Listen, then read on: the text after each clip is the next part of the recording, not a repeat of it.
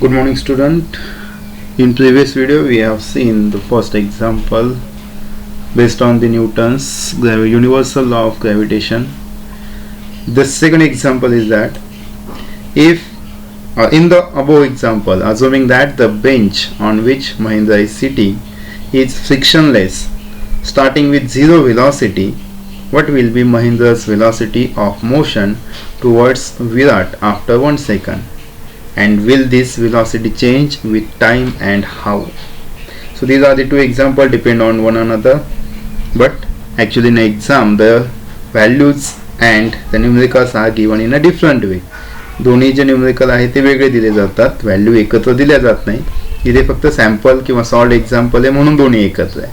Okay, now see here first you must be right a given things. Force on Mahindra F is equal to 4.002 into 10 raised to minus 7 Newton, which we have calculated in the first example. Mahindra's mass is given, M is equal to 75 kilogram. And next, according to Newton's second law, the acceleration produced by the force on Mahindra, that is M is equal to 75 kilogram. म्हणजे आपल्याला acceleration अगोदर calculate करावं लागेल आणि आपल्याला formula माहिती आहे फोर्सचा. Force is equal to mass into acceleration, F is equal to M A. मग त्या फॉर्म्युला रिअरेंज केला तर आपल्याला फॉर्म्युला मिळतो नवीन, A is equal to F upon M. Put all these values in this formula, so we get F is nothing but 4.002 into 10 raised to minus 7 upon M, that is 75. The calculation is 5.34 into 10 raised to minus 9 meter per second square. It is the acceleration. How it comes? So here the calculation is given. Formula A is equal to 4.002 into 10 raised to minus 7 upon 75. Formula मध्ये value टाकल्यानंतर आपल्याला हे calculation करायचं आहे. So here first the decimal point should be move towards the right side. आपल्याला हा decimal point right साइडला shift करायचा आहे. आणि मी अगोदरच सांगितलं की ज्यावेळेस डेसिमल पॉइंट राईट साइडला शिफ्ट होत जाईल त्यावेळेस 10 raised to जो पॉवर आहे, इंडेक्स आहे, तो निगेटिव्ह मध्ये इन्क्रीज होत जाईल. म्हणजे एक डिजिट शिफ्ट केला तर -1, 2 केले तर -2, असे 10चा जो पॉवर आहे, इंडेक्स आहे, तो निगेटिव्ह मध्ये इन्क्रीज होत जाणार. सो हियर 3 डिजिट आपण राईट साइडला मूव्ह केले. So it comes 400, that is 4002 upon 75 into 3 digit shift केले राईट साइडला म्हणून 10 raised to minus 3 आणि ओरिजिनली वरती होता 10 raised to minus 7. नेक्स्ट आता 4002 अपॉन 75. आता हे कॅल्क्युलेशन कसं करतात पहा. सिंपल डिव्हिजन आहे, कॅल्क्युलेशन करताना एकदम सोपं. जे फर्स्ट 2 डिजिट आहे ते 40, त्या 40ला आपल्याला अगोदर डिवाइड करायचं 75 मधल्या फर्स्ट डिजिटने 7ने. म्हणजे 7च्या टेबलमध्ये 40 किंवा 40 पेक्षा लेस नंबर कोणता आहे तो पाहायचा आहे. सो 7 5 जा 35, बरोबर आहे 7. इथे आता जर आपण 7 6 जा घेतलं तर 7 6 जा 42 येईल आणि 42 हा 40 पेक्षा लार्ज नंबर आहे, मग त्याच्यापेक्षा कमी म्हणजे 5. मग 75 ला 5 ने मल्टिप्लाय करू, त्या आन्सर येतं 375. म्हणजे फर्स्ट जे डिव्हिजन आहे फर्स्ट. सो 75 5 जा 375. Take a subtraction, it comes 25 and the next number is 2. It becomes 252. आता 252 ला परत डिवाइड करायचं आहे. आता पुन्हा पहिले 2 डिजिट आहे 25, 25 आहे. तर 25 ला 7च्या टेबलमध्ये 25 हा डिजिट किंवा हा नंबर किंवा त्याच्यापेक्षा लहान नंबर शोधायचा. मग पहा 7चा टेबलमध्ये 7 4 जा 28, 28 लार्ज नंबर आहे. मग त्याच्या अगोदर प्रिव्हियस नंबर कोणता आहे ना 21. सो 7 3 जा 21 म्हणजे 3 ने आपण डिवाइड करू शकतो, म्हणून 75 ला 3 ने डिवाइड मल्टिप्लाय केलं तर आन्सर येतं 225. याचा अर्थ 75 ला जर आपण 3 ने मल्टिप्लाय केलं तर 225, सबट्रॅक्शन केलं आलं 227. आता पुढे नंबर शिल्लक राहिलेला नाही, मग आपण काय घेत असतो डेसिमल पॉइंट. मग इथे डेसिमल पॉइंट घेतला, एक 0 वाढला तर 270 झाला. पुन्हा 3 ने डिवाइड करू. सो 75 3 जा म्हणजे आपला आन्सर आलेला आहे 53.5 आणि वरती आता कॅल्क्युलेशन पहा 10⁻³ इंटू 10⁻⁷. आपल्याला इंडायसेसचे रूल्स माहिती आहे. इथे मल्टिप्लिकेशन आहे इंडेक्स आणि जो बेस आहे तो सेम आहे 10 10. याचा अर्थ जी पॉवर आहे किंवा इंडेक्स आहे त्यांची ॲडिशन होत असते, म्हणून -3 -7 it become -10.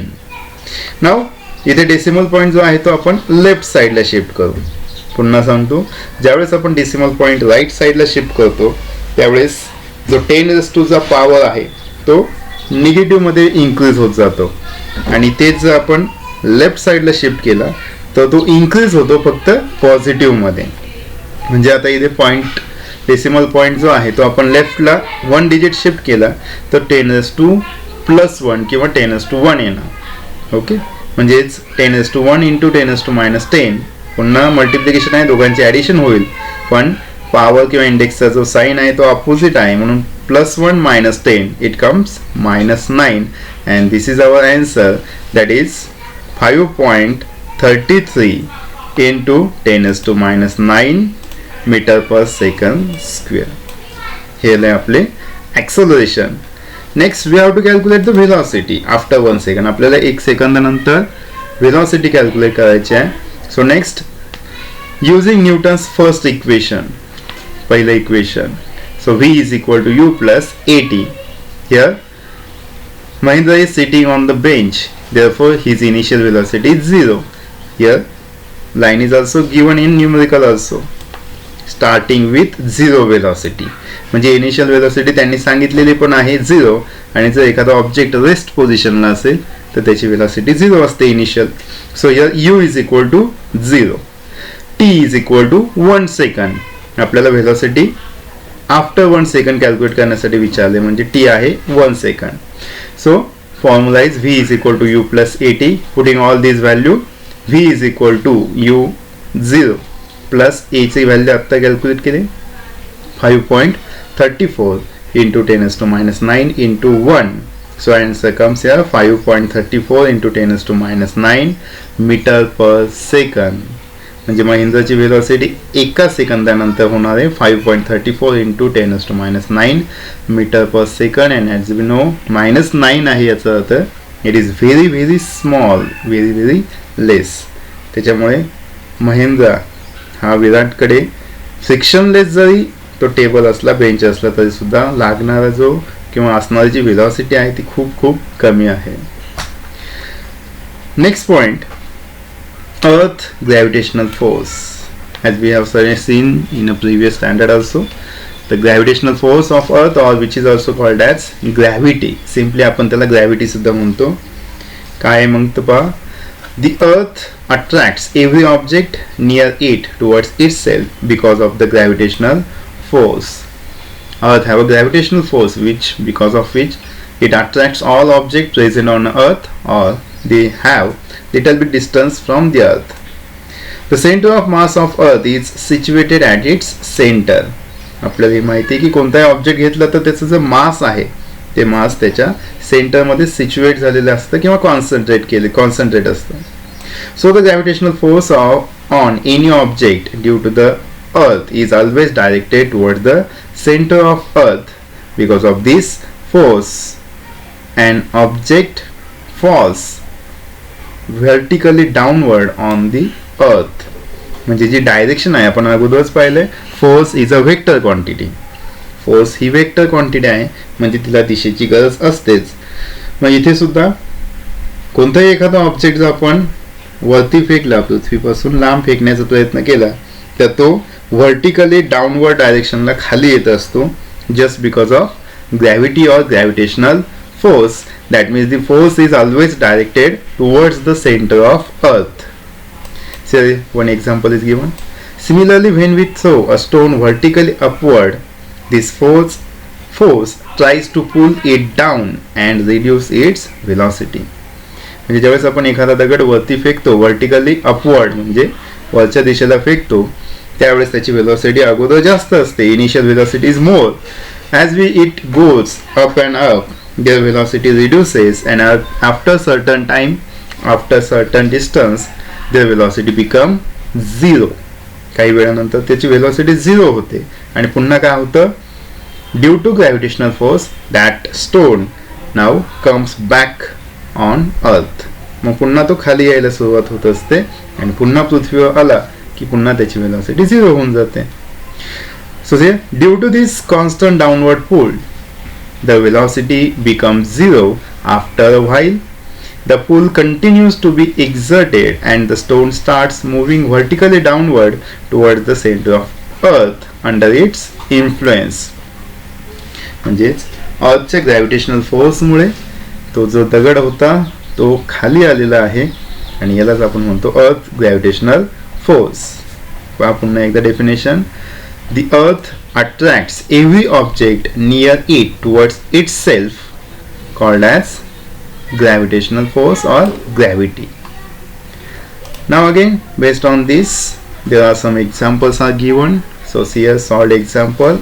First, calculate the gravitational force due to the earth on Mahendra in the earlier example.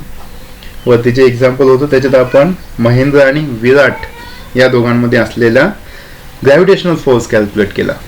आता नेक्स्ट एक्झाम्पल मध्ये आपल्याला महेंद्र अँड अर्थ या दोघांमधला ग्रॅव्हिटेशनल फोर्स कॅल्क्युलेट करायचा. So see first write down the given things. Mass of earth m1 is equal to 6 into 10⁻24 kilogram. या value दिलेल्या असेलच असं नाही, या पाठ हव्यात. So remember it. Next, radius of earth r is equal to 6.4 into 10⁶ meter, that means 6400 kilometer. या दोन्हीही व्हॅल्यू खूप महत्वाच्या आहे. आणि जी सुद्धा पाठ हवी. 6.67 into 10⁻11 newton metre square per kilogram square. पहा जीच्या व्हॅल्यूवर म्हणजेच युनिव्हर्सल कॉन्स्टंट किंवा ग्रॅव्हिटेशनल कॉन्स्टंट त्याला आपण म्हणतो, तर त्याची व्हॅल्यू MCQ साठी फिल इन द ब्लँक साठी विचारली जाऊ शकते, त्यामुळे त्या पाठ हव्यात. And also Mahendra's mass is given m2 is equal to 75 kilogram. Now we have know the formula of according to Newton's universal law of gravitation. F is equal to capital G m1 m2 upon r square. So put all these value in here.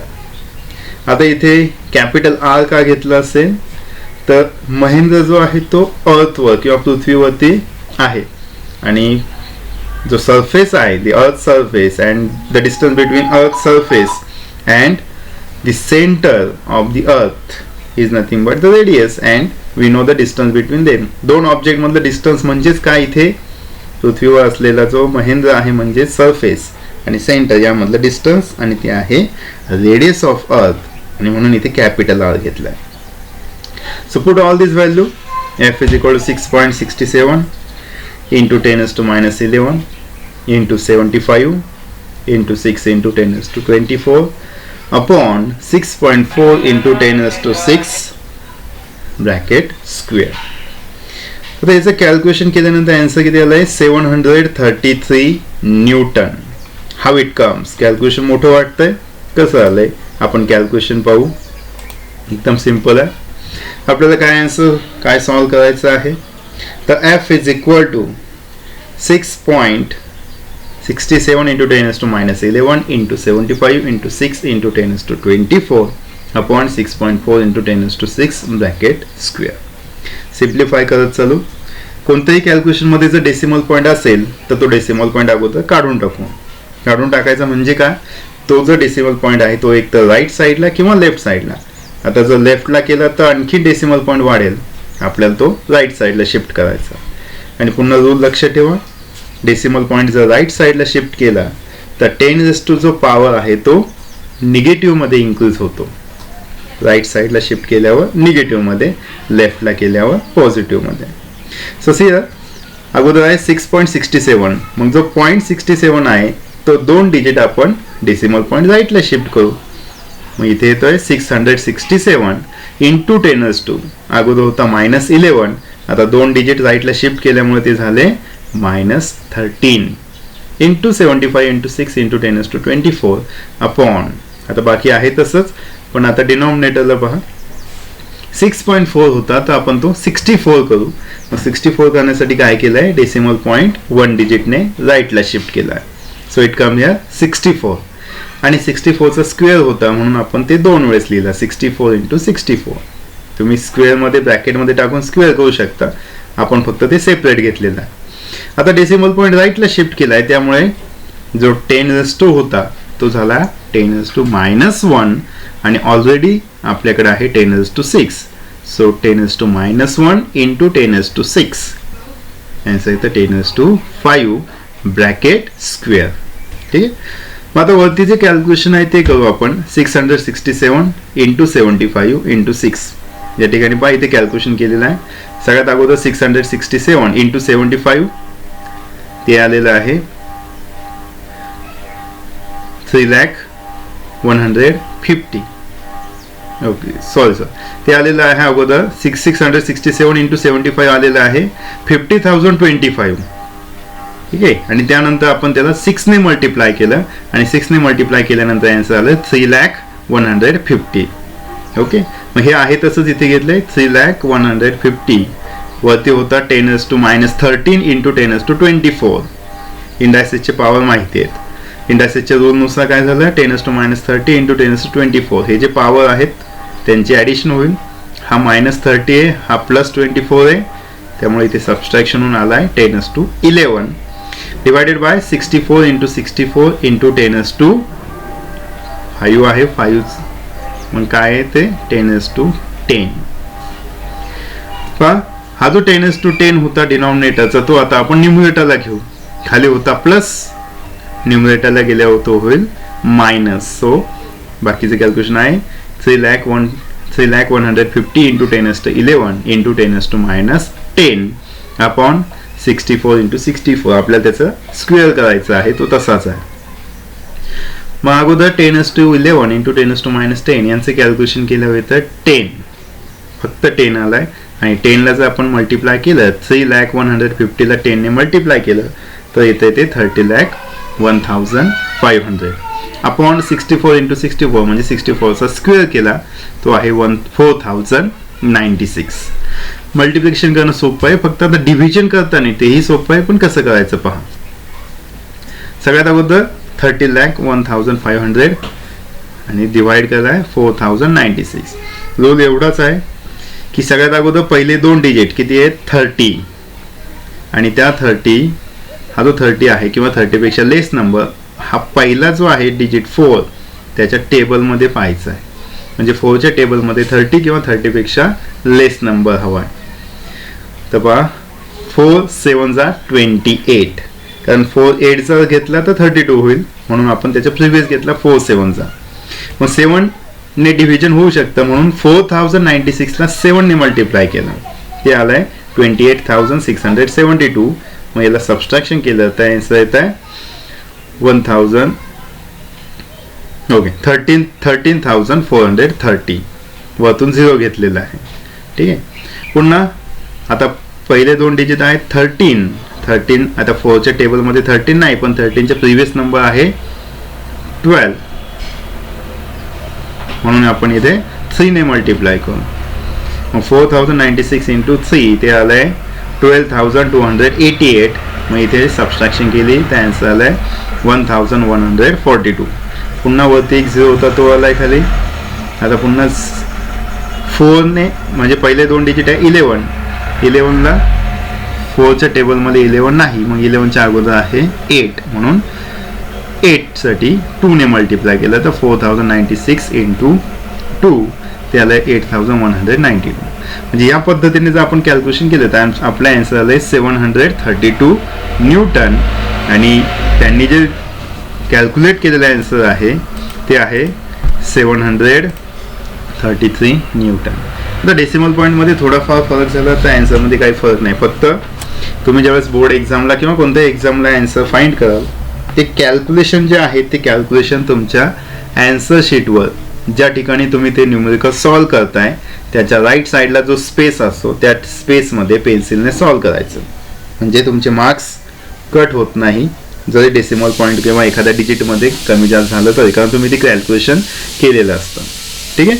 म्हणजे आपलं answer आलंय 733 किंवा 732 newton. Second example आहे starting from rest. Rest म्हणजे initial velocity नक्कीच काय असणार 0. Starting from rest what will be Mahendra's velocity after 1 second if he is falling down due to the gravitational force on the earth. म्हणजे इथे काय numerical आहे की स्टार्टिंग विथ 0 वेलोसिटी म्हणजे सुरुवातीला वेलोसिटी 0 आहे, पण एका सेकंदानंतर ज्यावेळेस तो पृथ्वीवर किंवा ग्रॅव्हिटेशनल फोर्समुळे पृथ्वीकडे अट्रॅक्ट होणार आहे त्यावेळेस त्याची वेलोसिटी किती असेल वी कॅल्क्युलेट करायचं आहे. Okay, so first given things u initial velocity is equal to 0, then force of gravitation on Mahindra we have calculated in a previous example. F is equal to 733 Newton. Mahindra's mass is 75 kilogram. Time is 1 second. Now first we have to calculate acceleration. Again same formula. Force is equal to mass into acceleration. We are arranging it and forms a is equal to F upon m. Put all this value. A is equal to 733 upon 75. The answer, याचा answer calculate करू आपण. इथे एकदम simple division आहे. A is equal to 733 upon 75. सगळ्यात अगोदर पहिले दोन डिजिट पुन्हा 73. 7च्या टेबलमध्ये 73 आहेत का, तर 10 म्हणजे 7 आहे त्यात, मग 7 9चा बरोबर आहे 7 9 ने आपण जर डिव्हिजन केलं तर होऊ शकतो. So 75 into 9 it comes 675. So 75 9s are 675. After subtraction it comes here 58. 58 आलेला आहे. आता पुढे डिव्हिजन होणार नाही म्हणून आपण घेतला डेसिमल पॉइंट. जर डेसिमल पॉइंट घेतला तर खाली एक 0 येतोय. मग आता 58 7च्या टेबलमध्ये 58 किंवा 58 पेक्षा लेस नंबर शोधायचा आहे, तो आहे. जर आपण 8 घेतला तर तो होणार 56 आणि 56 घेतला तर त्याचे कॅल्क्युलेशन इथे केलं आहे 75 8 जा 600 म्हणजे आपलं आन्सर चुकेल, म्हणून 75 7 जा या पद्धतीने आपण ते डिवाइड केलं तर आन्सर येतं A is equal to 9.77 metre per second square. इथे आहे acceleration. Next we have to calculate velocity after 1 second. So we have to use Newton's first equation. V is equal to u plus at. Initial velocity इथे 0 आहे. Acceleration due to gravity 9.77 आणि t 1 second. After putting all these value we get the answer. V is equal to 9.77 meter per second. Okay, so this is the answer. If you have any doubt ask me on WhatsApp number. Okay.